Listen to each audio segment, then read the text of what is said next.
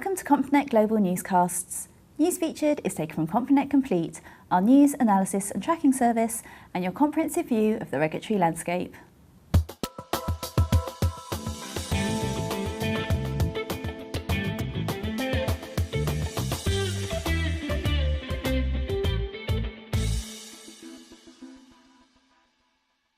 In the US, Wells Fargo was ordered by a federal judge to pay over $200 million in restitution to customers to settle claims that it had arranged the sequence of account withdrawals to maximise overdraft fees rather than the order in which the withdrawals were made.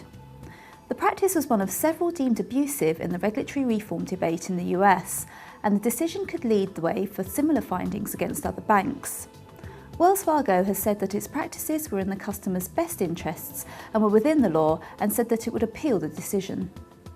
Further to last week and the FSA fining RBS £5.6 million, the FSA has not said that terrorist funds passed through RBSG, but rather that it breached the money laundering regulation of 2007 by failing to establish and maintain appropriate and risk-sensitive policies and procedures relating to customer due diligence measures and ongoing monitoring, internal control, and the monitoring and management of compliance with and the internal communication of such policies and procedures to prevent funds or financial services being made available to designated persons on the list of financial sanctions targets maintained by HM Treasury. Complinet's Regulatory Affairs Editor, Susanna Hammond, looks at other possible sanctions implications. The RBS sanctions fine is eye-catching for a number of reasons. The sheer size of the fine at $5 million is one point, but it does link to several other sanctions activities going on at the moment. The United Nations Security Council put out a sanction against Iran in June, really focusing on what they term proliferation-sensitive activities.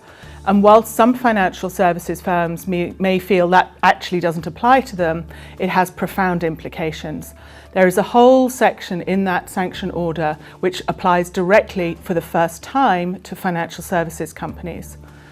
More recently, this has been compounded by the US Treasury's Office of Foreign Assets Control putting out a blacklist, naming 21 entities which firms must not deal. Now, those are not just Iranian-based firms, those are firms in Germany, Italy, Japan, Luxembourg.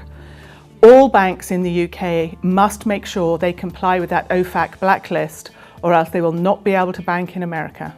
The Hawkamar Institute has issued a preliminary policy briefing for corporate governance rules for MENA region Islamic financial institutions.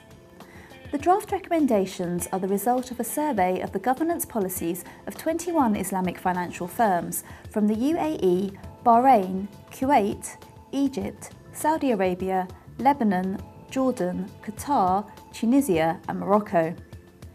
Despite contacting nearly 100 firms, only 21 agreed to participate.